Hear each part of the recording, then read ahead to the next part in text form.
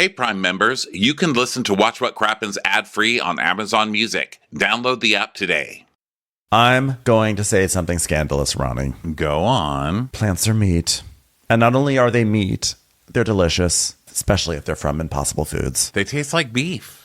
Exactly. Impossible is making meat history this summer. Yeah, they are. Summer of Impossible. I am so excited to be spending time cooking my summer foods, all that good stuff. And guess what? We can use Impossible sausages, Impossible brats. I mean, it's going to be a great summer for Impossible Foods. Impossible beef is made from plants and 19 grams of protein per serving, and it's better for the planet. And it's meat. Plant meat, correct. So if you're looking for something to grab for your grill, grab some Impossible beef. Summer of Impossible. Start making meat history today. Just head over to the meat aisle at your local grocery store, grab some Impossible beef or patties, and get grilling. Do you want the perfect look for all of summer's moments? At Sunglass Hut, you can find every shade of you with their curated summer product selection. Their vast selection that includes a wide range of styles from the biggest brands like Prada, Dolce & Gabbana, Versace, Burberry, Ray-Ban, Oakley, and more. Plus, 12 shades only available at Sunglass Hut. With personalized services both online and in-store, expert sales associates will help you find the perfect pair for yourself or a great gift for anyone on your list. I was just shopping there the other day, and it's actually really cool. It's so modern. The people who work there really help you find the right size for your face. So go and discover the special selection online at sunglasshut.com or in store. Your summer look is waiting for you.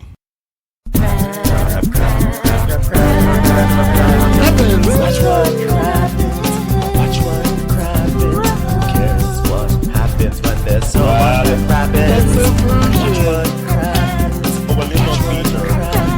Who cares what happens when there's so much that Crappens? Hi, everybody. Welcome to Watch What Crappens, a podcast for all that crap we love to talk about on your brovs. I'm Ronnie. That's Ben over there. Hello, my little Buntoon Tunes. Hi, how are you? Good. I've missed you. I've missed you too. It's like I don't even remember how to do this. I'm like, what is this? Where's my record button? What are the processes? How do we podcast? We'll probably fuck it up. And of course, we're going to do 3 shows today, so we'll fuck the whole day. That's just how we roll. One thing is constant after 11 years. We will fuck something up. Okay. We always will. We always do. Proudly we do. Well, welcome back. It's good to see you, everybody. There's been a lot going on in the world of Bravo. We're going to catch up in an episode later this week. Okay? Yeah. Got that. Also, Crappy Lake started on Bravo with Sonia and Luann. We're going to talk about that. We're going to talk about Atlanta today. We've got Orange County, which we missed last week, so we'll talk about that. I did a Project Runway catch up by myself. Not recap, but I did a catch up by myself. We'll talk about that. Oh, wow. You caught up. So much going on in the world. I've got little Bueller's butt hanging out behind my shoulder because we are on the internet today. We are on video on Patreon, patreon.com/watchwhatcrappens. I look like I've spent my entire vacation doing meth. I've got red splotches all over my face. That is not methamphetamine addiction. That is microneedling. Okay, so that's how I showed up today. But hey, still have a face, so that's good. How are you today on your first day back, Banoons? I feel like I've been hit by a truck. I went out last night, and I was like, we're just gonna ease into the week. We're just gonna ease nice and steadily into the week. Got all my work done, and then went out and went to one of those crab and shrimp places. You know, where it's like New Orleans style. It was like actually like Viet Cajun. It wasn't Joe's, but it was a place called. Actually, it was originally called Oh My Crab. You're going to have to change that, guys. I'm sorry. That name is not approved. They changed their name to My Crab House, which I think is actually worse. Like, let's go to My Crab House. But why are why are all the changes would they decide to keep My? It still needs to be My. There's actually there's a reason, because this way they put a menu over the O in their sign, like on the wall when you walk in where it says Oh My Crab. They put a menu over the O and they paste it on house after crab. So it says My Crab House. And of course, since Oh My Crab had an exclamation point at the end of it, it's like, it says My Crab House. So that's why it's still the structure that it is because they're able to still use the old signage. No, Just like, no, guys, that's terrible, terrible naming. Listen, I appreciate a budget sign, but at some point, just whip out some spray paint. You know what I mean? well, well, you listen, and the same could be applied to Real Housewives of Atlanta. But at this point, what I'm trying to say is that I went to this place. It's despite its crazy name, it's delicious. It's so good. I want everyone to go because I feel like this place is never going to stay in business because it's like there was like several empty tables, but so much salt. It's just like you're just ingesting butter and salt and butter and salt. And today I feel like I'm hungover. I didn't even drink anything, and I feel like I've got a hangover, and I'm puffy. And that's just the energy that I'm going to start this week off with. Just wow, puffy you're coming in with hangover. great bloated Monday energy. I love it. I love that for us. I'm coming in with that crab house energy. You know, I'm saying my crab house. Well, I'm coming in with the energy of being literally so excited to be here. I should not be left alone. Well, I don't know what to do with myself. I mean, I complain that we like do work too much, and then what do? I get some time. I don't know what to do. So I just start TikToking. I didn't even know how to TikTok. Good. So I've been TikToking all week. That's been really fun. My dog's just licking himself back there. I was basically doing that. I was licking my own crotch all week. Okay, that's what I did. Did a lot of family things, saw a lot of sun. It was great. Really missed talking because I went into kind of a silent thing where I told my family, leave me alone. I didn't talk to any friends. I saw my family maybe 3 times, which it's like half the week, right? But the other days I shut the fuck up and it was so nice. But God, I need to talk. I need to talk. I don't care what it's about. Anything. Oh, I've been talking. I've been talking for all this time. Actually, I should mention that I actually did talk in a podcast fashion because I guested on the Board Game Geek podcast this week. So, because people know that I love board games. So I'm on there right now. Anyone out there who is a board gamer, the Board Game Geek podcast, the official podcast of Board Game Geek, which is like the big site for board games, go check that out. But I spent my week, I did a lot of talking because I was I was a social butterfly all week. First, I went to the Hamptons last weekend, which was very fun and lovely and very luxe. And The sweater gays. My favorite sweater friends. gays. Yeah, They're we so love sweet. them. How are those guys doing? They were great. We spent the weekend. We cooked a lot of food. We went to Shelter Island and had a great lunch. We went to Sag Harbor. I did not see Luann in Sag Harbor, but we did see Barbara Bush Jr.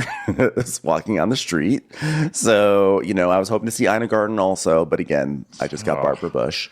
I feel But that's so bad fine. for Barbara Bush Jr. because no one's going to give a good reaction to that. You know what I mean? Like, I'm sorry. I'm supportive. Like, I love you. I'm excited for you to really see anybody. But Barbara Bush Jr., girl, you can't want to see Ina and then see Barbara Bush Jr. You need to go. I know, it felt- you need to just grow a pair and start knocking on some damn doors. It was, I'm not going to lie, I was hoping for a little bit more than Barbara Bush Jr. But beggars can't be choosers, and I'm a beggar in the Hamptons. But it was fun. I was tempted to try to find the summer house and try to go back to it and crash it. But then I decided, you know what, Ben, have some dignity. So I didn't do that. And then I spent the rest of the week here in LA. I played a million board games. I was like cooking food, eating food, board games. It was such a great week. I felt like I got to do all the self-care things I wanted in the forms of like social interaction, but I worked out like crazy. But then I undermined it all by eating like crazy. But I was really happy because all I wanted to do for this whole week was play board games, get good workouts in, eat lots of food, play video games, and I did all of the above. So you know what? I feel refreshed and I'm like ready to throw myself back into podcasting. Well, let's do it. Let's throw ourselves back in. Yeah. So here we are with Real Housewives of Atlanta, Season 15, Episode 9. Okay, so a lot has happened in this world because Atlanta's like, we love you, this energy you're bringing in after your vacation. Let's destroy it.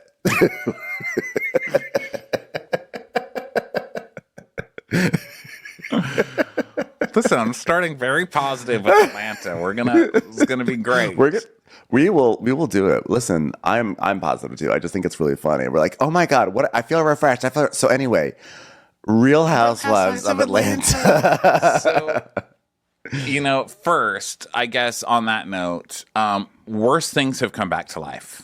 Okay. The reason people are like, well, why is it worse for this show? This is unfair. People are criticizing this show harder because this was the best forever. This is the gold standard show, and they're not making any effort. Okay. They know it's broken, and they're not fixing it. Fix the fucking show. Okay. That's all I'll say. I'll be positive from now on. But also, bigger things or other things, bigger messes have come back to life. We're seeing it with Orange County. We saw it with Real Housewives of Miami. New we Jersey. believe in you. We're sticking with you, and we believe in you. We believe in you. Damn it. We believe in you. And I'm going to be a very positive person. I'm going to have a great outlook this entire episode. I'm going to be very up with Atlanta. Too but late. that's I keep going to start trying, and then you keep dragging me down. But that will start after this moment right here, where I'm going to have some comment. I'm going to have some thoughts.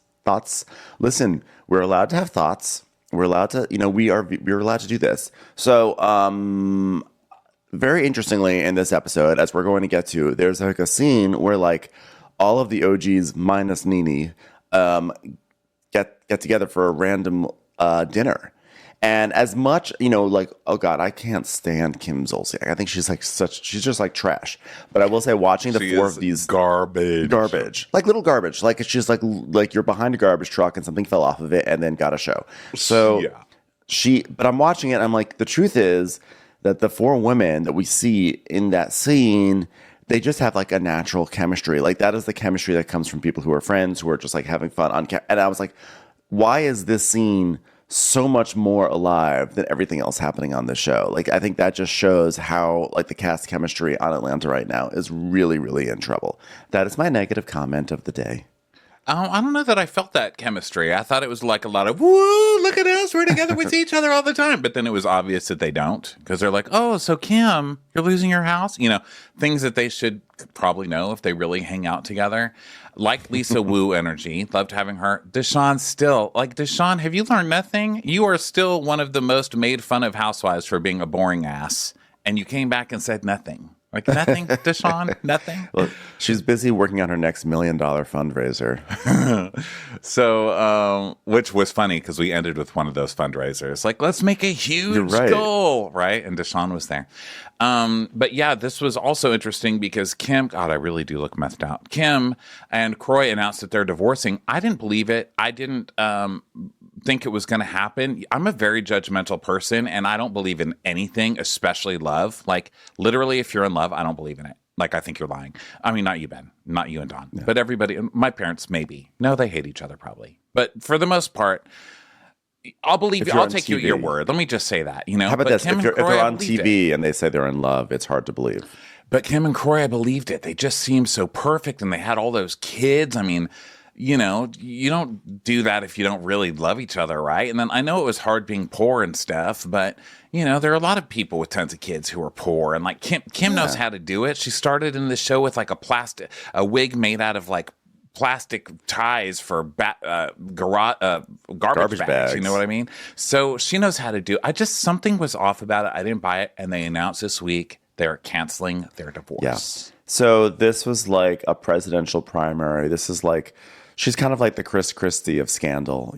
She's like, you know what? I realize it's just that my Scandal doesn't really have legs, and Kyle Richards has just come in with a divorce story, and I have to wave the white flag. Like, mine just did not take off. I mean, she just wants to get back on the show. She can't compete with Kyle and Mauricio, which is, of course, the big news that happened. Oh, God, they're so boring. They are so lame. I can't believe anybody's even fucking talking about that. What an attention grab. We'll talk about that in our catch-up episode later this week. Kyle but either way, Kim Zolciak, she just can't compete.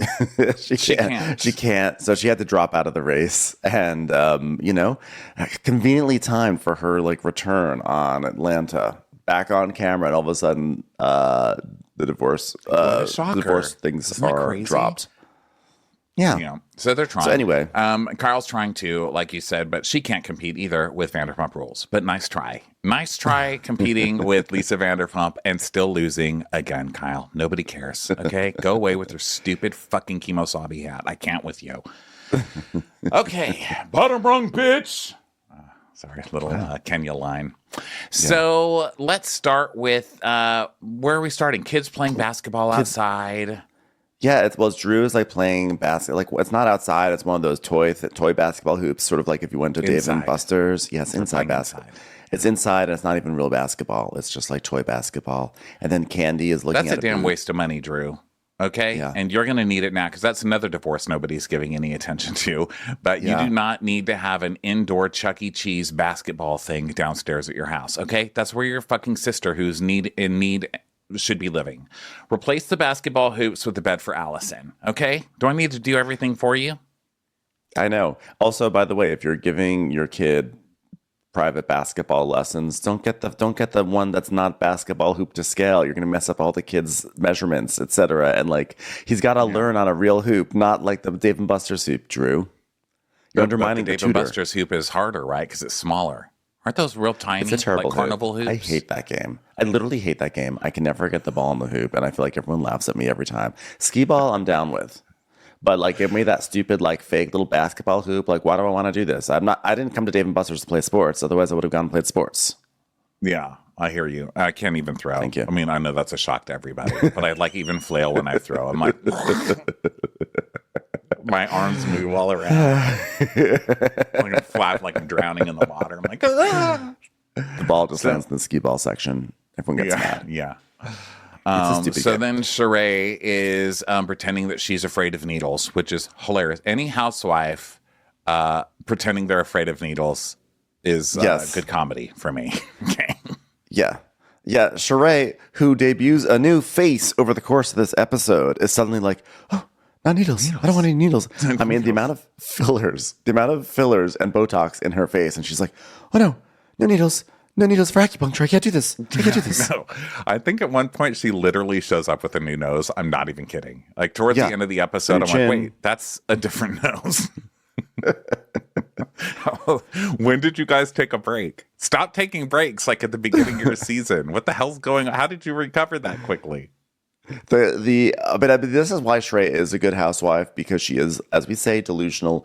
The fact that she spends really most of this episode talking about how she's really interested in doing holistic things and natural things, you know, for her fibroids, while she is like injecting her face with cement. I'm like, I love that. I love that juxtaposition. Yeah, I'm seeing if I have a booger. I feel like I have a booger on. No one can see your boogers, even if you had They one. can. Girl. Okay, so then we go to Marlowe's, and she's talking to her poor assistant, Ty, who has been dragged into the show because Marlowe has no friends, rightly so, because she's awful. So she's talking to this friend employee, Ty, and they're talking about her date, and I'm still not buying this date or those fake-ass flowers that are sitting. Are those even real No, flowers? Those are I some don't think Hobby so. Lobby-ass flowers. He's probably going to call and ask for those back. Yeah, they were giving Michaels, I would say. By the way, sorry, I'm going to start saying they were giving. I can't help it because there's someone on Love Island UK who's always like, it's giving romance, it's giving love. And like, You're a little unfortunately, late. I'm a chameleon. And so I know that it's giving is not new, but like I've been watching Love Island so much that now all of a sudden I just am starting to say it without even realizing. So if you're like, wow, Ben's trying out some new slang, it's like, I'm sorry, everyone. I know. I know. Well, It's that's giving probably new about as vernacular. realistic as any love storyline that Marlowe's going to have. Okay. So she got a text from this guy that says, good morning, beautiful. You're going to have a great day.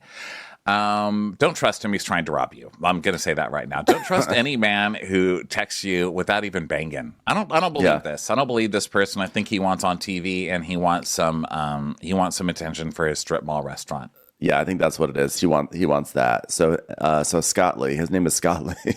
That's Scott right. Lee.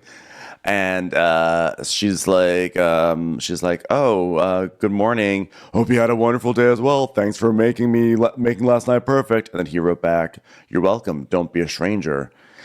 So basically they said hi to each other, and this is the basis of the scene. And so Marlo is like, she's like, well, I can't believe I want to date with someone who's good looking and I kind of like, and like, you know, sometimes I get afraid that like when you let someone in, they find your weaknesses and they just like, you know, destroy you from the inside out and just ruin your entire life and dox you and just like make you like wish you had never even moved to this state to begin with, you know, like pretty standard things. I'm like, damn, Marlo. Like, It's okay to say hi to someone in the morning on a text. But Marlo, of all people, saying sometimes you let someone in and they know your weaknesses and they use that to hurt you. Can we please have some clips of Marlo saying, even your mom didn't want you, Kenya?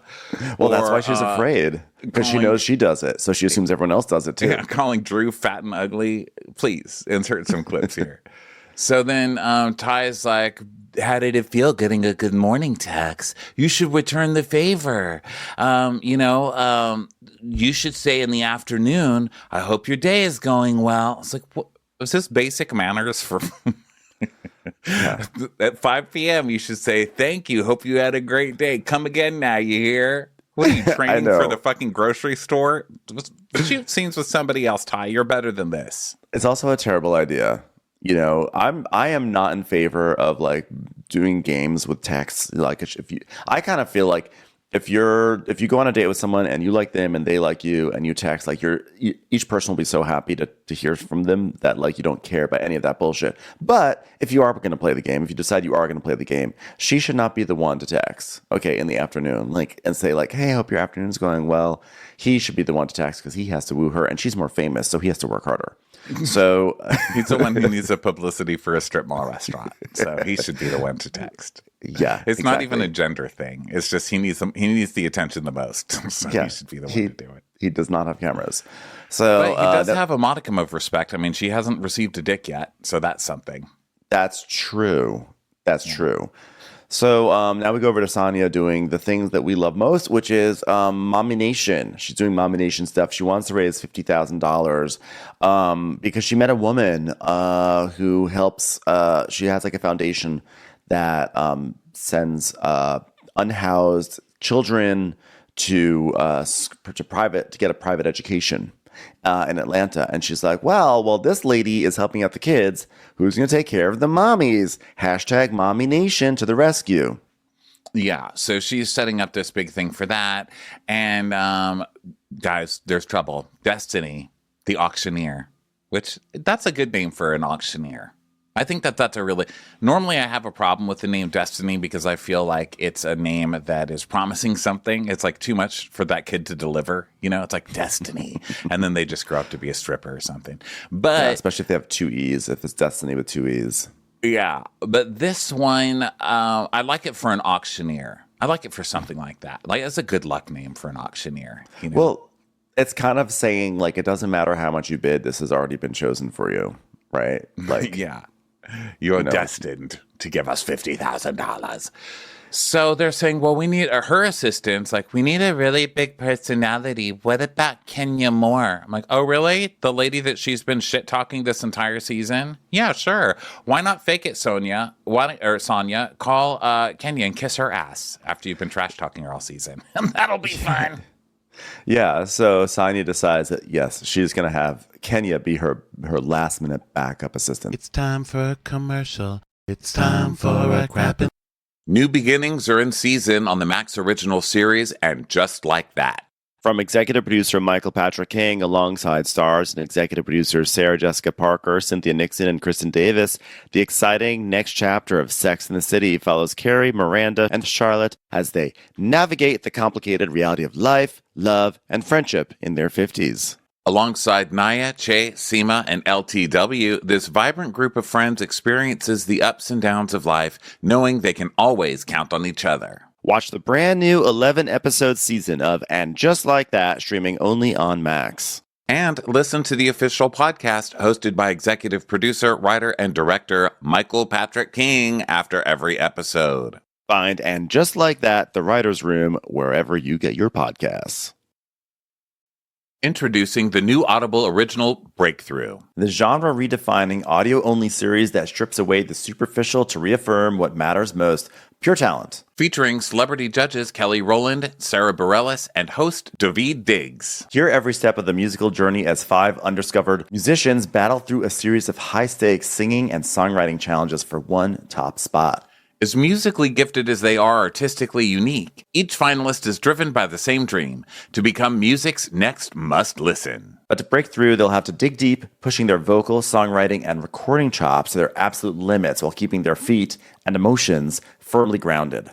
So, who will break through? It's time to find out. Join Kelly, Sarah, and David on a musical journey unlike anything you've ever seen. This is Breakthrough. Listen on Audible or wherever you get your podcasts. Go to audible.com/breakthrough. Follow along using hashtag BreakthroughXAudible. It's commercial. So meanwhile, Kenya is doing a photo shoot for Kenya More Hair Care, and she's like art directing and everything.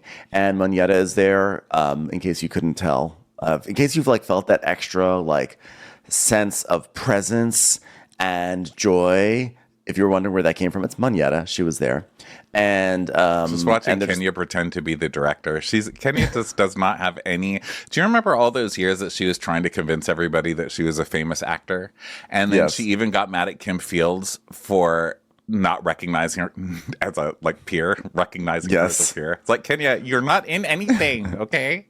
You're barely on YouTube. Okay. Yeah. So she's doing that again today, but it's with directing. And she's like, Kenya More Hair Care. Chin down. Hair longer. I need longer hair. Beat the drum. Beat the drum. Twist it. Braid it. Why is there a bald person here? Get the bald person out. All right. We're all buying it, Steven Spielberg. I know, seriously. Looking forward to the Clio win that you get. So Kenya's she's saying how she's really upset that she didn't get to perform at the Magic City Classic football game. So she's going to use all the choreo that Moneta made in this commercial. So then inevitably, she trots out Brooklyn, and they have like a very cute scene together because Brooklyn's adorable. But sometimes I get this feeling, what? You just don't like prop comedy. You're like, that is some prop work, and I do not like it. I kind of feel like Kenya trots out Brooklyn when she wants to like a certain image of herself as being warm and approachable and not just a villain, but just she's a mom trying to make it happen. So Brooklyn's there twirling around, and Moneta is texting on the side. She's texting with Roy, ROI. By the way, appropriately enough, ROI, return on investment, Roy. So he's coming in because he's going to surprise everyone conveniently with some stuff from Call Me Kale. Wow, everyone's really taking advantage. Embarrassing. Oh, this is so embarrassing that Roy shows up with food from his own restaurant to promote it and doesn't even pretend that he likes Kenya. I mean, can't spell charisma without Roy. Wait, you can. You actually can. I can see why. Because what a dud this fucking guy is. My God. This is like my grandfather when we would walk in. He had this like little room he would hole up in and watch TV and close the door, like his den. And whenever we would go in there, he would like have a big bowl of walnuts, just eating them like this with his lips out. And when we were bothering him, he would just look at us like, and move the walnut around in his mouth and just stare at us like, you're a piece of shit. And I'm sure it was very loving in his way, but that's the vibe that Roy is giving me. I'm like, I should like him. He did bring food, but it's kale. It's like, and he's not self-serving. Yeah. He seems to not really enjoy her. He's basically emotionally distant and also physically distant, which is, I guess, Kenya's type. Also, Call Me Kale.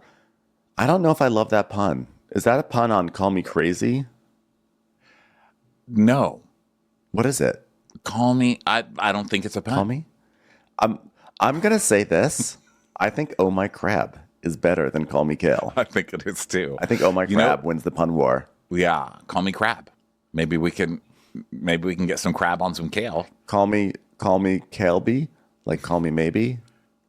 Like it really I don't think it's like a borderline like pedo thing for a restaurant. Do you? No, Call Me Maybe is Carly Rae Jepsen. Oh, I thought you were calling Call Me by your name. Call Me by your name. There you go. Where you go have kale salads with, like twinks. With someone who wants to cannibalize you. Yeah. Wow, this is really going off the rails. Okay, so let's go back to this user, fucking Roy. Okay, and also Kenya's. We all know Kenya is a faker. Kenya's had fake boyfriends every single year on the show until Mark, who I honestly believe was a fake boyfriend just gone wrong, and she is still not divorced or even making any effort to divorce this fucking guy. So I have no time for this Roy. Mark Mark was the unmarked taxi that we drove from O'Hare Airport to that awful hotel in Chicago recently. It was like Kenya had been waiting for her Uber. She couldn't find her Uber, and there was a car, and the car seemed to be taking her where she needed to go. And she got in, and it turned out that car smelled terrible and was a lot of money. You know, Yeah. that's what Mark is. Mark, my God. Didn't she even give him her Tesla? I mean, that guy still coming at Piece her. of shit. I'm sorry. So then, so Kenya's like, ha ha ha ha ha, you made it. Call me Kilroy. Ha ha ha ha. I wrote, it's Roy, his chin implant, LOL. Okay, go ahead. I didn't even notice. I was just more distracted by his flagrant dislike of this entire situation. And he's like, ugh, gross. Roy is I'm like, difficult to pin down because he's the owner of a health food restaurant with very busy locations. So for him to take time out of his busy schedule to bring me food from Coleman Cal, it's like, how desperate are you, for fuck's sake? God. Yeah. You could go on Craigslist and get people to pretend they're your boyfriend, you know, and do a better job than this. This guy's making no effort. Nobody go support his goddamn kale restaurant. This guy sucks. yeah, I'm sorry. He does not get a trophy for quote unquote taking time out of his busy schedule to promote his brand on a national platform. No, that does not get brownie points. You know what does get brownie points? Filters Brownies. on Instagram. Oh, brownies definitely. Brownies do. Well, yeah. Filters on Instagram, because when they've shown Roy before, I was like, oh my God, he's so cute. And they showed him now, I was like, ew. But I think it's his personality too, you know? And just the fact that he's out there hawking kale to people. Like, I'm not your first kale's free. The rest you'll be so addicted. Like, it's not rock, okay? It's kale. Nobody wants this. Get it out of here. Well, call me Kale, but I think I think that he's using the same filters as Paulie's been using on New Jersey. So Yes. Paul definitely makes use of those filters as well. I used one of them on the Tiki-Taki this week, and I look fucking amazing. I can see how addictive they are. I never want to be seen again. I'm trying to figure out how to use a filter on this so we can be on YouTube and I can still look like that, because that is fucking amazing. I don't even want to be a real person anymore. I've only used one proper filter on TikTok, and as some of you may have seen, it turned me into a shoe. So Kenya says, Have you done the one that turns you into a horse face? Talk about no, but karma. I will do that after this. There's some characters we used to call horseface back in the beginning days of this podcast, which was very rude and cancelable. You had to bring it up again. But yeah, I was on it the other day. I think Snapchat or one of them, and it says open your mouth, and I opened my mouth and it morphed my face into a horse face. And I was like, well, that is fucking internet karma right there. I should have been stuck like that. You get sea biscuited.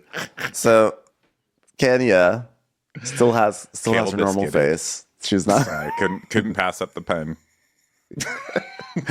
Call me Kale. So Call me Kale Biscuit. call me horse. Call me. Do they have a kale filter where you open your mouth and your head turns into a to-go bag from Call Me Kale? It's a non-trend. It's under the tab non-trending filters. Non-trend. Okay. So Kenya, yeah, so she's there and she's talking about, she's like, Kenya, more hair care. It's this like famous chant. Like anywhere I go, people start doing this chant. And Manyetta's like, because they're just explaining this to Roy, who, by the way, if you were a proper boyfriend, should know all this already. He's like, Kenya, more hair care? What is that again? And Manyetta's like, oh, well, she got it from HBCU bands, Like, it's a huge thing. Like, it goes back in history. You don't know what HBCU is, do you? You don't know, bank. Roy, do you? It is bank. Okay. I do Wells Fargo chant. Head bitch in control of underwear, right? He's like, okay, gotta run. Looks amazing. And he just looks fucking miserable, as a kale hawker would. So he leaves, and Kenya's like, that was nice. He brought goodies. And Manyetta's like, healthy goodies. Oh, shut up, the both of you. Okay, he did nothing for you. And we all know those are underdressed salads. They both need another little container of dressing, and he did not include them. Yeah, or no forks. Or they're one of those places, it's just like they give you like a popsicle stick that has like a fork. 3 slits shaved into it and they call it a fork. You're like, what? This is not a fork. And also, you killed a tree instead of like a paper bush. Wouldn't it have been easier to just kill the fucking paper? And the fork handle has a hole in it. Yeah. Yeah, to save. Which I'm like, those are actually good things, but whatever. So I'm just like mad that he did it and that he thinks he's great, but meanwhile he's skimping on the dressing. Yeah. So anyway, so yeah, Kenya just says that basically she's gonna.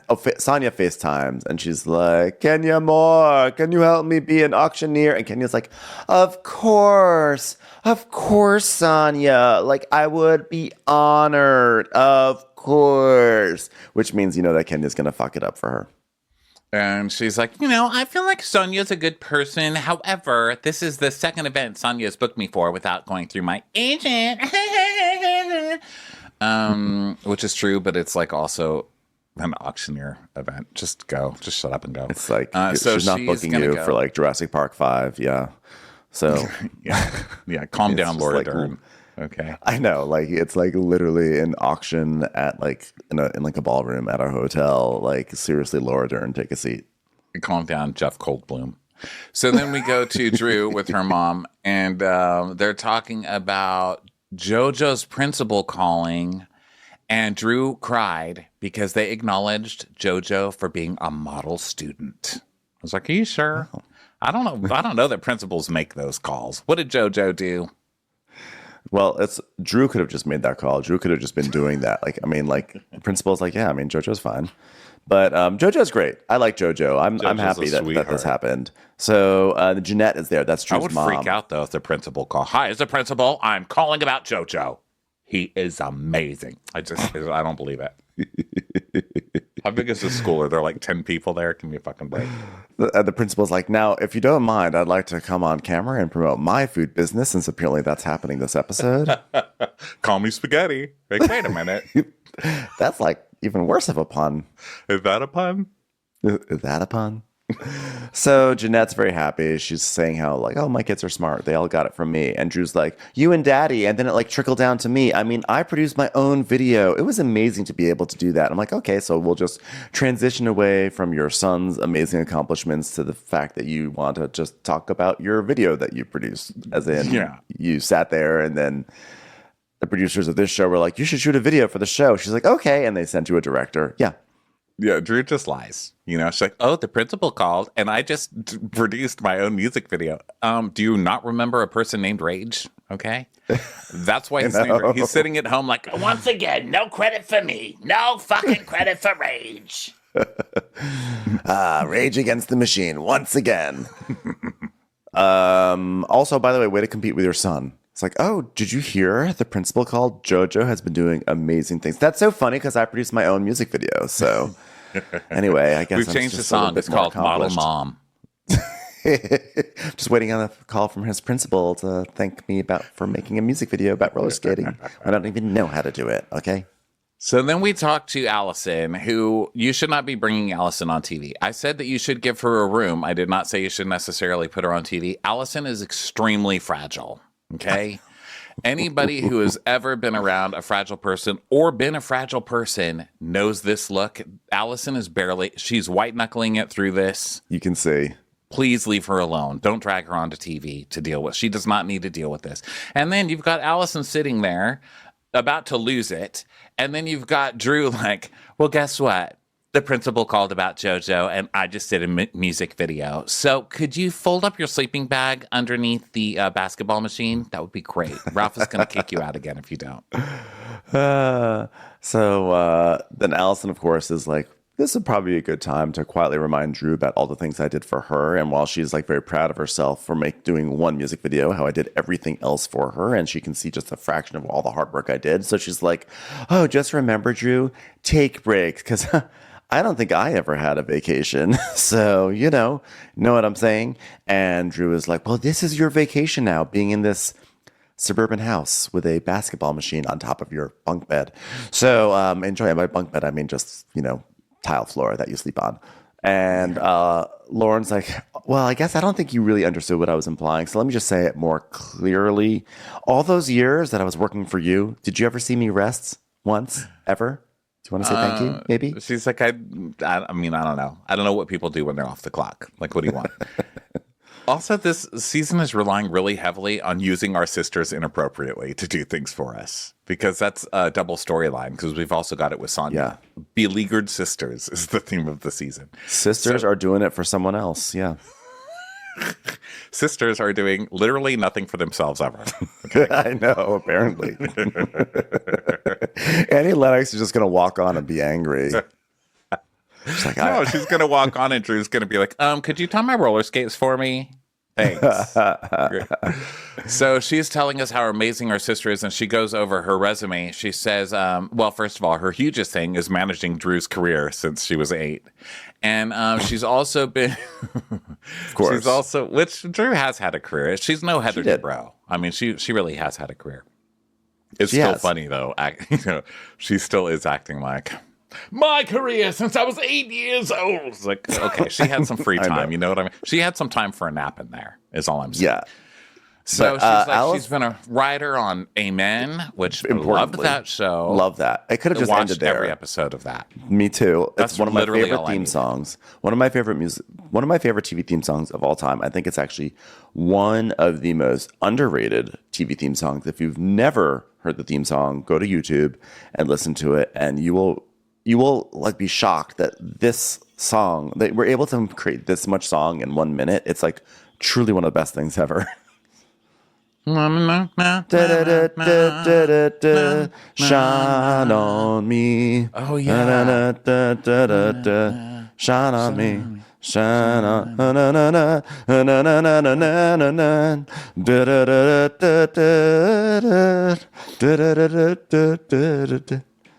Shine on me. That's the only. I'm just in the chorus. I was in the chorus too. I didn't memorize all the lines. You were a good piano guy. Na na na na na na na. Shine on me. So she worked on that, which already beats your career. Okay, I'm going to say that. And then she worked on Martin, Rock. She worked at the William Morris Agency in the literary department. Call us. She's worked for Wesley Snipes. She worked for Johnny Carson Productions. I mean, she's done actually a lot of things. So literally everything that she's done is like significantly more impressive than Drew Sidor's career, except maybe Wesley Snipes' production company. I don't know what that company ever did, and he got in trouble with taxes. So hopefully she wasn't doing the books. Yeah, hopefully she wasn't in charge of finances over there. But otherwise, pretty good.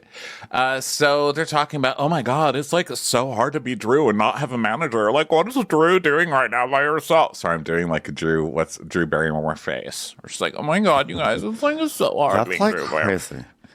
That's like one of the craziest things, that you don't have a manager.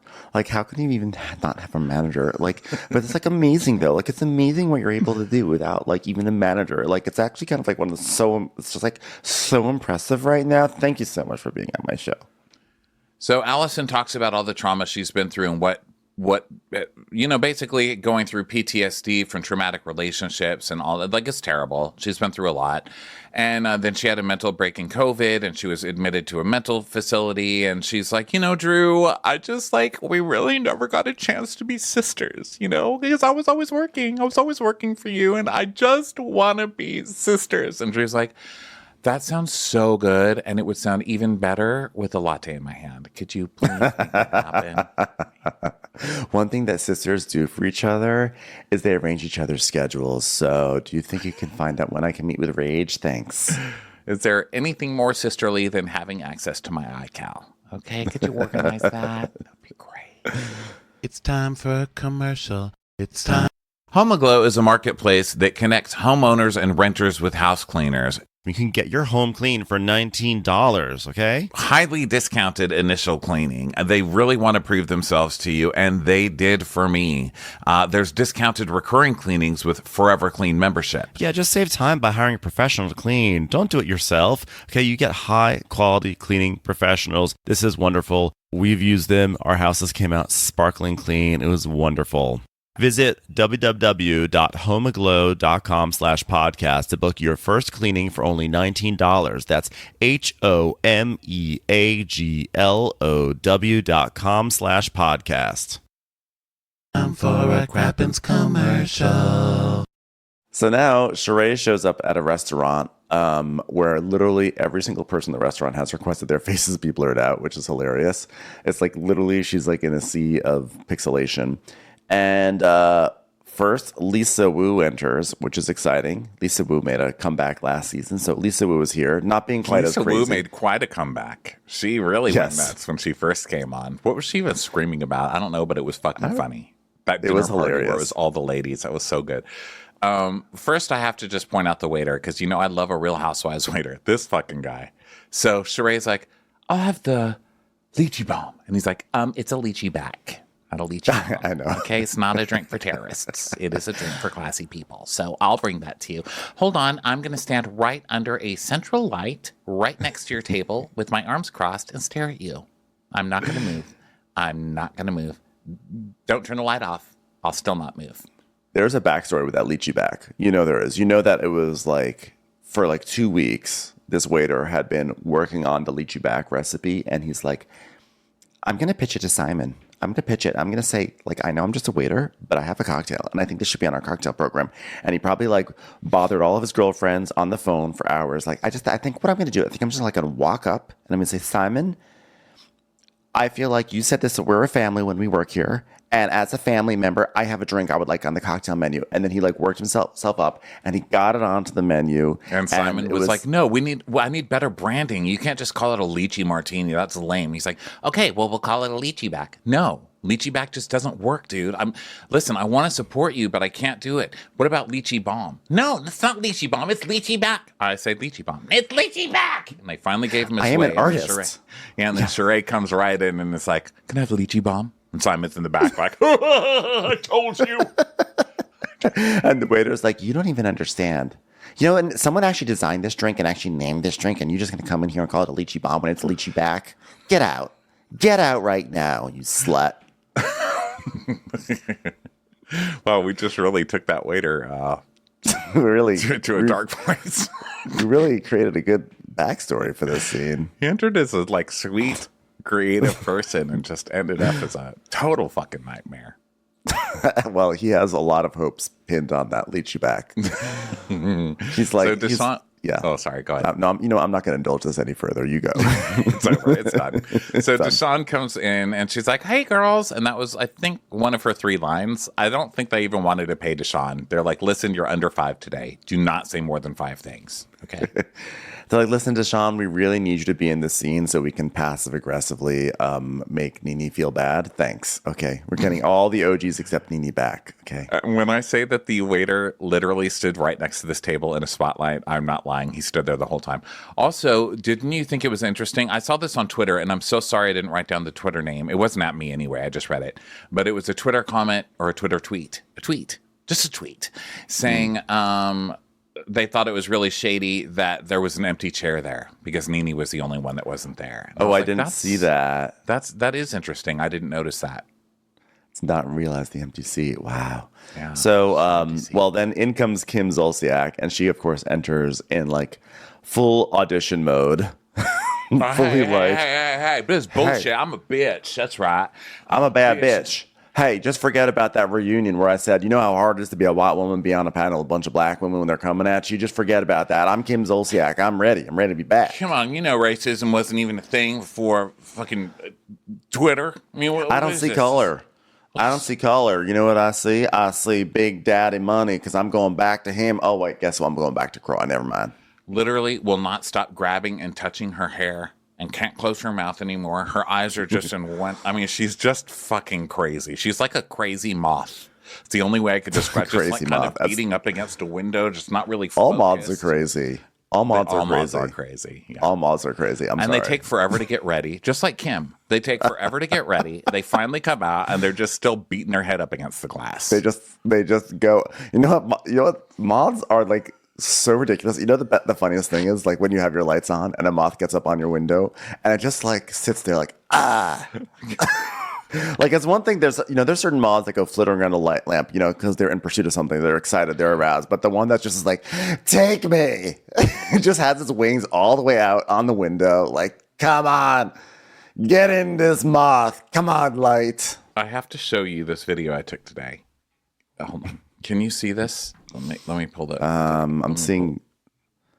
Yes. Hold on. Just keep looking at it. Yeah, there's a moth. Look at this moth. I was taking There's not even a light. Why is it acting like that? There's not even a light source. There's not even a light. This is at 5:45 in the morning. Okay, this is what I do at 5:45. I don't even know why I was awake. I can't believe I saw this moth and I was like, I'm going to do a TikTok judging all the animals by my house because they're like literally some of the dumbest animals I've seen. What is this moth doing? There's no light on inside. It's actually lighter outside than it is on the inside, and he's banging up against the window. I sat there and filmed him for two solid minutes. This fucking idiot. He's probably like, "Can you help me? My family is in a car and trapped. Please help me." And you're like, "What are you doing here?"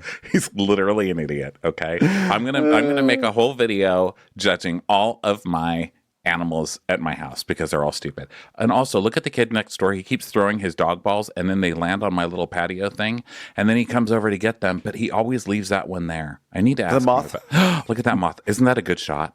Oh my God. The moth is like, "Sir, can you help me? A ball fell on my wife." I'm like, get out of here, stupid.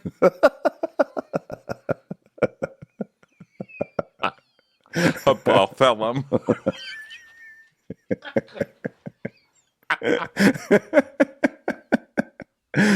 She was drunk. She just had a lychee back. Oh my God. Okay, so Deshaun comes, Kim comes, touching her hair. Lisa's there and she's like, I don't know if I need to hug you or chop you in the throat, Kim. And then we see clips of like why that's funny. A ball fell on my wife.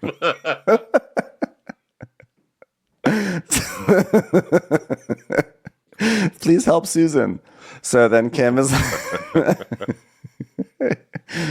Kim is like, well, let me tell you something. My mom, the only thing good about that bitch are her jeans. And I'm like, your mother, who you wouldn't speak to. Okay, Kim cut her own mother out of her life because her mom wanted to pee at her wedding inside and not in a porta potty. And Kim literally cut her off. For the what part of your mom's jeans involves you reshaping your face? What? I don't think having your face is representative of genetics. So Sheree's like, I cannot take you. So Kim goes, bitch, I'll just speak my mind. I might not be right, but I might be my bitch. She's like really being on for the camera right now. She's like not letting Lisa Wu or Deshaun like also have a moment. Well, yeah, she's determined. And Sheree's telling us how much she loves the girls and they have so much respect for each other and they have drinks occasionally and they'll check in on each other. And I don't believe you, frankly. So Sheree's like, Kim, your tits look smaller. And she's like, they look smaller because I couldn't fucking breathe. Okay, that's why. So cheers to being fucking with my water, bitch. All right? Fucking cheers to fucking water and fucking tits. That's what I'm going to say right now because I couldn't fucking breathe these tits. All right? She gambled her tits away at a casino. We all know that. Kim literally squeezed her implants into a nickel machine. Okay? She put them in the penny slots. So then at that casino that we went to in like Omaha, not even Omaha, it's like in rural Nebraska. Remember that? Yes. The casino in the middle of nowhere. Yeah. So Kim's like, cheers to being real. Which again, let's just exhibit A, the face. Yeah. Cheers to being real. Cheers my fucking water, bitch. Yeah. So they're hugging and they're talking about Lisa Wu's like, even when I hated you, I still loved you, Kim. I don't hate you anymore. And she's like, I know. Who could hate me? Who could hate this? And they're hugging and Sheree's like, with the other girls, we're going on vacation. And Kim's like, I ain't going on fucking vacation. Where's my fucking vacation? Where's that? What are we going to fucking go on vacation? Where the fuck is that going to be? Sheree's like, well, you used to never go on girl trip with us, and you're going. Me and the girls are going to Portugal. I was like, is this really happening? Are we inviting the OGs to the Portugal trip? No, she never invites them. That's why I thought it was really funny. She's like, welcome, people who aren't on the show that I got rehired on. So I'm going to be going onto a girls' trip that none of you were invited on. I mean, she didn't invite them, right? That's true, because they're not in the previews for the girls' trip. So, but it seemed like she was inviting them. So then we see a flashback of Sheree inviting Kenya to go on this trip on Portugal. She calls up Kenya and is like, we're going to go to Portugal. And Kenya goes, oh, I've never been to Spain before. Which is, they are very close, helpful in showing how she's wrong. They show but it's very close. Was Kenya, was the season that Kenya not on, was that the season that they went to Barcelona? Was that Kenya's off season? Oh my gosh, I don't even remember that. They flew together. That was the season where Marlo got into a fight with Portia over the size of her doormat. Over the doormat size, yeah. So Sheree's like, well, the reason we're taking a trip is because I have fibroids. So we're going to go through some natural healing. It would honestly be easier to just go get surgery on your fibroids. Like, are you serious? You're going to go to Portugal to try and natural heal your fibroids away? Go to the doctor, Sheree. Fuck. To go to a sound bath?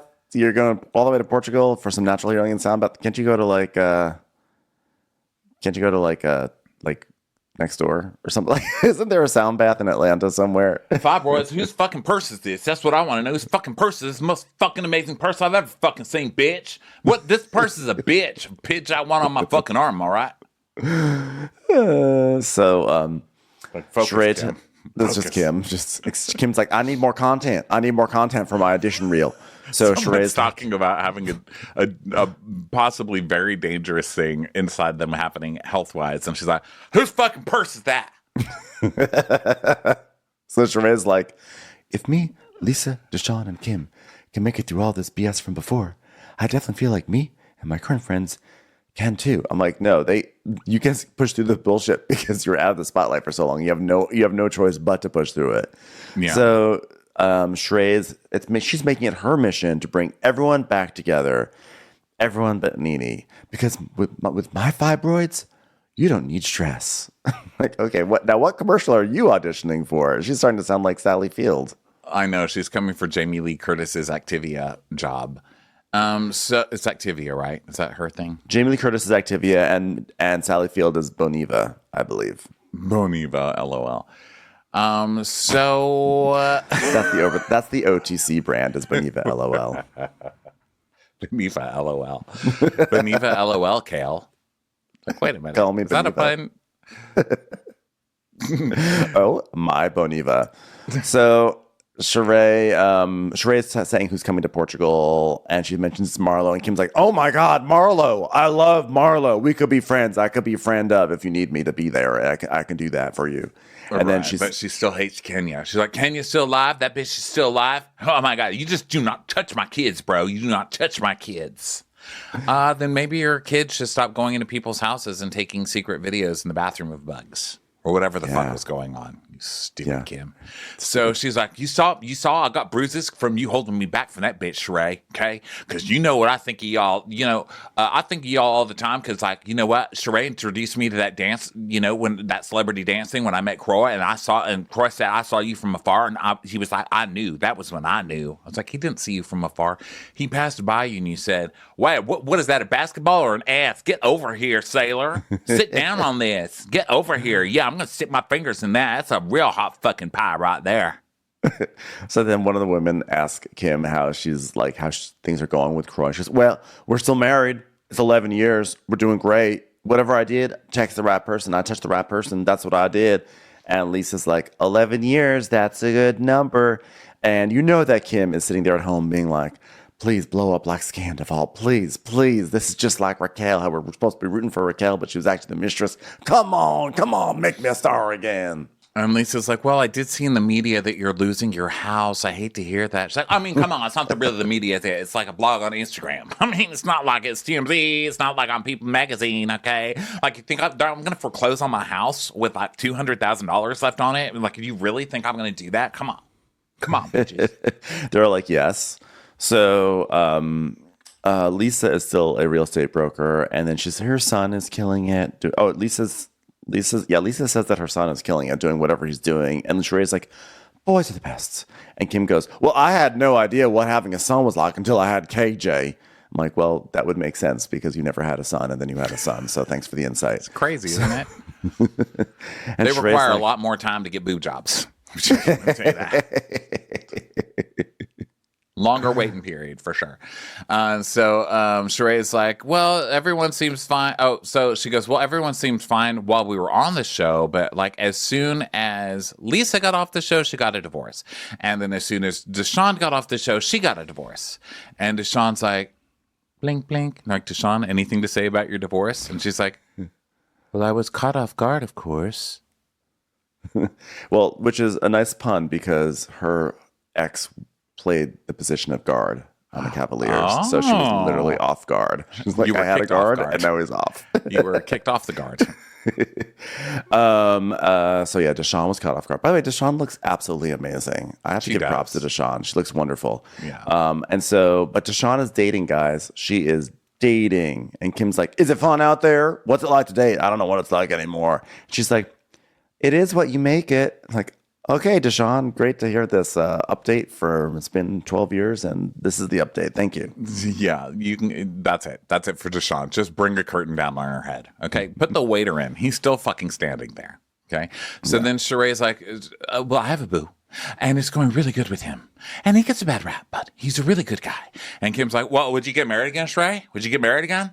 Because listen, I was at Portia's wedding, and Candy came up and gave me a hug, and I was like, wow, girl, Taurus to Taurus, right there, horn to horn, girl, horn to horn, horn to horn. What is this? She meant Can you literally let like anybody Ford have Taurus. one thing be a... I'm sorry. Go ahead. She was literally like, could I sell you my Ford Taurus? The horn works. Taurus is Taurus. Taurus is Taurus. You started in a Taurus and you're going to end in a Taurus. Yeah, I think so. So Sheree is like, oh, so you guys have squashed everything? She's like, I mean, I hugged the bitch. Doesn't mean I squashed it. Didn't squash it. And they ask, what could the beef be anyway? Oh my God. Kim's like, this is why you can't bring back all the OGs. Like, really, we're going to still fight about Tardy for the party? I can't. well, Kim's like, well, I just sang a fucking song that went really big and I enjoyed it. So I don't see what the problem was. I'm like, you didn't see what the problem was? Is that you made thousands of dollars off of it and like barely even thanked Candy for it. You ungrateful. Yeah, someone dingbat. literally produced a song for you and auto-tuned you and made you sound like a Grammy-winning fucking artist did that for you. And then you never paid them anything. So then Sheree goes, let's do a toast to authenticity as represented by the fifth face I've had in this scene. Cheers. OGs for life. He was like, yeah, toast the bitches and sons and me not losing my house. So then we go to the next day. Sonia is up and she's wearing her pop, pop, pop, pop, pop shirt. Yep. And Candy's with her assistant talking about how busy she is, and Sonia's over at her house talking about how busy she is, and it's like a Candy Sonia busy off. Sonia's like, I'm busy, I have Mommy Nation, I have this thing, I'm on this website, and I have this thing to do. And Candy's like, I am so busy, I have this thing to do. I'm going to win a Tony maybe, and I'm also busy with this thing. All I hear is just errands. You know what I mean? Like sometimes I'll call my sister and be like, what are you doing? And she's like, oh my God, so much. I went to the store, then I went to the laundromat to pick up like the laundry that I had like ironed, and then after that I like had to go pick up the kids from the... It's just like a list of errands and it makes me tired. Okay. But like Sonia is like a list of errands. She's like, well, I had to go to the FedEx store and make copies, and then I had to go to the grocery store and get some macaroni, and then I had to do this. And then Candy's like, I had a concert in Nashville last night, and I've got a concert tonight in Sydney, Australia. So I thought I'd fly in for this. It's like Candy's is like legitimately like, what are you doing here? That's true. You shouldn't be here. Yeah, Candy had 2 concerts back to back. Drove in this morning to be here for this Mommy Nation thing. So yeah, you're right. Hers is, but it's like errands for Candy. You know what I mean? Yeah. Because for Candy, it's just like just doing concerts because I just wanted something else to do. Just got bored with producing things on Broadway and films and. Sorry, I just got back from my Tony nominee luncheon, and now I have to. I gotta do a concert tonight, and then hold on, I'm gonna go to the bank real quickly to pick up royalties for Scrubs, and also the Ed Sheeran song that stole from Scrubs. Excuse me. What did It's you like do her today? version of what just normal errands are. So But clearly, the producers yelled at her and were like, "You have to come. You've skipped too many events." So then we go over to Drew, who's doing homework with her kids, which is just, I mean, as far as I'm concerned, everything out of Drew's mouth is a damn lie. I don't believe she's helping with anybody with homework. No. And if if the principal called for any reason, it was probably like, this homework was completely fucked up. The math equation was 4 times L equals X times pi, and the answer is key lime. Could you explain that to me? I'm sorry. This was the question was 16 divided by 4, and your answer was a plot synopsis of Step Up. I don't get it. Could you please stop helping your children with homework? That would be great. So Sonia's now in glam for her thing, and her sister's doing the glam for her, and her sister is pissed, and they're speaking in like patois. Which is amazing because it's so fast. Because I feel like Sonia already talks fast, and now they're in patois. It's just like it's the fastest thing of all time. And Sonia, like the sister, what's her face? I forgot. Sherry. She's like annoyed. She's like, "Why are you always doing this to me?" And Sonia's like, what do you want me to do?" And Sherry's like, "Well, I just like clearly Sherry is really uncomfortable about doing this because what we find out is that Sonia forgot to tell Sherry when her call time was and just was like, oh, by the way, you have to be here like right now. And Sherry's pissed, and now she has to be pissed on camera, and she looks like, you know, she doesn't want to be on camera looking it's all 7 angry. in the morning, okay? So she doesn't tell her she has to do her hair. She just says, get up. You're supposed to be doing my hair right now. So Sherry has to run down there, get her glammed up on camera, and she wasn't planning on being camera. She didn't have a chance to make herself look decent to be on camera. And then she has to go home and get all the kids ready and do all this stuff and get herself ready to be presentable at this luncheon that's starting in a couple of minutes that she is getting Sonia for, and she is pissed. Yeah, she's really, really pissed. Is Sherry Sonia's assistant, or does like... It's like a one Sherry's thing husband fits was. all. No, not anymore. He quit, remember? He quit. So I think it's like a one, because she takes care of the kids. She kind of runs the household. She does everything, I think, in exchange for like living in the house or whatever. So I think she's just kind of, I don't know, one size fits all kind of cis-ploy. Except for the calendar, clearly. So Sherry is she's like saying like, just because like you're in the thick of it doesn't mean like you can't like tell me what like I have to do. And like sometimes I think you forget how many roles I'm playing because you didn't let me know what time we had to be here today. And again, and can I just interrupt you to say I think it's really important to tell you I don't care. Like I was like, why am I watching this? It's just like I really don't so care much stuff I don't care about. So let's go to later. She has big goals for Mommy Nation. Okay. Huge. Yeah. So people start coming. Courtney comes and just smiles. Courtney does this thing. Oh, this looks great. Courtney literally does that the whole time, and nobody's even saying anything. They'll be like, "Hi, Courtney." She's like, "Oh, I know." And nod and smile and point at people like she's saying hi to them, and there's nobody that she's saying hi to, and nobody's conversing with her. She's an odd chick. She is. And she's like, "Oh, this room is gorgeous. What's the program like?" And so Sonia is going to be giving out awards because it'll be like the Emmys, except it's the mommies. So it's a huge honor. Maybe Candy can win one so she could be a MEGOT someday. Someday. I'm trying to fix if people are wondering why I'm poking at my camera, it's because I'm out of focus. I'm trying to use a straw to put myself in focus, and all I'm doing is you're never going to get your MEGOT that way. I'll tell you that. This is not a MEGOT moment. This is not a Webby moment. So Kenya, of course, is not there. So the big drama is like, is Kenya going to come?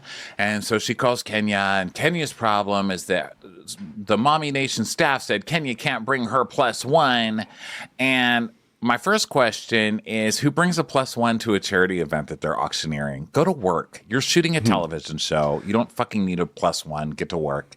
So she's like trying to explain, there's like so much shit I don't care about. I can't. This is where I have to stop faking it. Nothing happens. She eventually shows up and auctioneer shit. And then this lady. Wait, I have something to say. To say. Yeah, stop. I have something to say. I'm officially, I got mad about something. Okay, Sonia. Okay, I'm mad. Okay. Well, of course, Kenya's being ridiculous, but Kenya's also holding out because we find out that Kenya's +1 that she's bringing can't be at the same table. There's not room, and they're going to be separated. And so Sonia is like, "Oh, but like she'll be at the next table and you're literally going to be back to back with your +1. I'm like, nope, you can't. I'm sorry.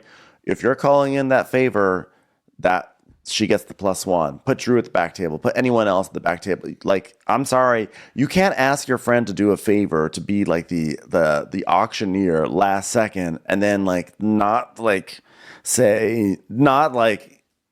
let her sit with her friend. It's bullshit. So Sonia, I say that was bad. I agree with you. Although this is a television show where they have to fit the cast at a table. So I'm not sure. Maybe the producers were like, and another? No, we're not paying anybody else today. You know, who knows? But I agree with you in theory. And I agree with you. Not in theory. I agree with you. I just didn't like that Sonia's first reaction was not to be like, oh, let me see what I can do. Because that's definitely not appropriate. Like her reaction was like, well, but you can be back to back. And I was like, oh, I see what Sherry's been dealing with all this time. And I think that was wrong. Yeah, and Kenya's not having that either. She's like, no. She goes, okay, we'll figure it out. She's like, okay, thank you. That's really all I need you to say. Okay. Yeah. So then Marlo talks about her fake date to everybody, and they start talking about like whether she should be with the chef. And they're like, yeah, chefs aren't rich. And Marlo needs a rich person. And they start describing the man that she needs, and everybody's like, a lot of money. Marlo needs a lot. Basically, Ted Turner without Jane Fonda threatening to murder her every time she sees her in public. Okay. And Marlo's just happy that her acid reflux didn't act up on the date, you know, and they show her. Bleh! She's like, oh, I was just really scared it was going to happen. So now Candy shows up and she has number 69. So she's laughing about that. And she's also exhausted. And she is also leaning into looking exhausted. So that way she can be like, I'm exhausted. She's doing that thing like, you know, I just did 5 concerts in one night, and now I'm here and I'm doing 5 more tonight. So, yeah, I'm exhausted. Yeah, she tells her, I had a concert last night. I drove in this morning to be here. And Sonia's like, oh, and you have a show tonight? Wow, I really appreciate you being here. And then her fake ass turns around again and is like, oh, my friend Candy went to great lengths to be here for me today. But it has been noted that she keeps missing events. And then we see, you know, her missing a lot of events. It's like, dude... You're asking, first of all, you're shit talking someone you're about to ask for a shitload of money from. Like, Sonia's rubbing me wrong. Yeah, but I think she's never really rubbed me right. But yeah, wasn't the purpose of that though for her to brag that like, wow, Candy misses a lot of events, but she made time for mine? I'm like, no, it meant the producers finally said, Candy, you got to show up. Yeah, you got to. So Kenya's date is still late, so Sonia decides to be the auctioneer, which means she's actually not the auctioneer at all. She's just sort of up there giving out awards with someone else named Michelle. Michelle, the hostess with the mostest, is giving out the awards. So Sonia's actually just saying, everyone, welcome to the event. And she's like giving herself a big pat on the back for doing it. And meanwhile, Kenya like shows up over an hour late, and she's wearing this big red flowery dress. It's petally. It's like everyone's in like business suits, and Kenya's like trying to serve a look. It's just kind of bizarre, and it's just it's a luncheon, and. Also, I don't really understand. First of all, I don't think they know what an auction is because they don't auction anything off. Kenny just comes out and starts yelling at people to give money. They're not like, hey, guess what? We have this beautiful phone cover. Okay, can we get some? Well, we're going to start at $100. Kenny's like, I don't think 50,000 is enough. Let's raise 100,000. Candy, you give 5,000. Lady over there, you give 8,000. It's like, this isn't an auction. I didn't get anything for my $5,000. Yeah. And then Sonia's like, by the way, though, I have a surprise because like I run in a lot of amazing circles. And yes, that is a pun because I have 5 gold medals for running. And a lot of these moms are like incredible moms.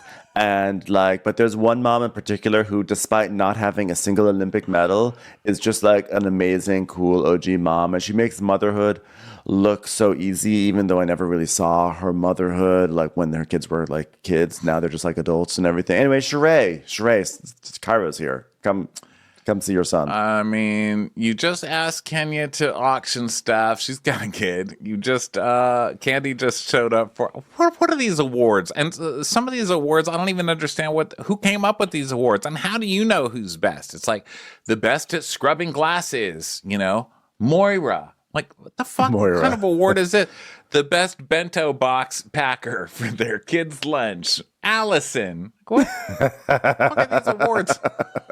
Your moth is like, Susan really has to accept this award. Can you please just roll that ball off her wing? Thank you. That moth, that dum-dum, is probably wandering around there dizzy after banging up against the window so much. I know. So Kenya has the stage, and yeah, this is like now. I mean, Kenya does a good job with this. She starts getting people to put up their little paddles. You know, Kenya bids for $5,000. She just offers $5,000 to start with, and then Candy matches it, and then you can see that Drew does not want to. Drew's like was ready to put in like $200, and she's like, Drew's the one who came with that like boom box last year for her expensive gift on the expensive gift day.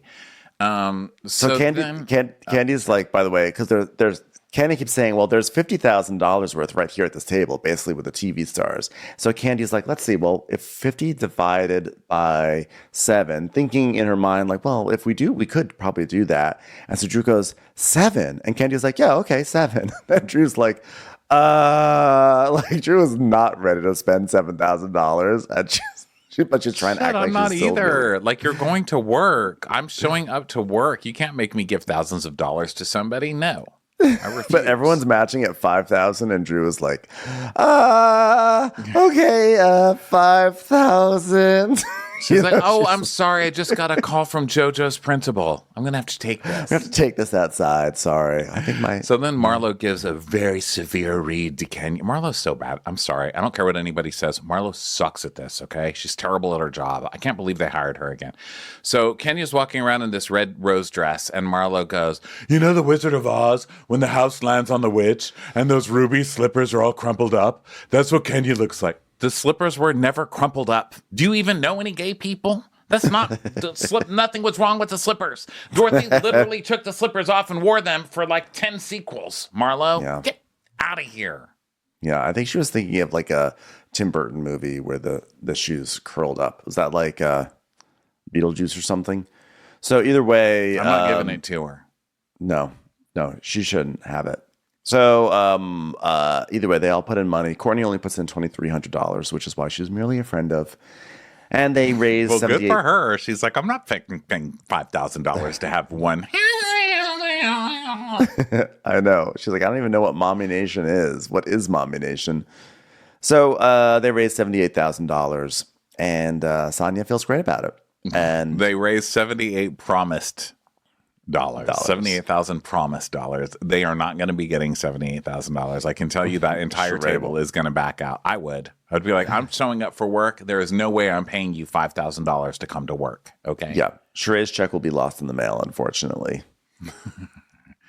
So then that's pretty much it, right? So then they start talking about the trip coming up, and then we get a preview for the rest of the season. It's like mature audiences only. And Drew shoots her like sex video. I guess it's the movie, the Candy movie, right? It looks like is Todd Tucker's movie going to be the thing that breaks up Drew and Ralph? And again, like Drew hooked up maybe with a lady. I was like, really? They're really trying to do the Kyle Richards thing, you know? Like, I mean, technically this happened first, but Kyle Richards is trying to do everybody else's plotline as usual. Okay, this happened way before the Kyle Richards plotline. Still not giving Kyle anything. It turns out having a break doesn't make me like Kyle more. So weird. Oh, that's too bad. Weird.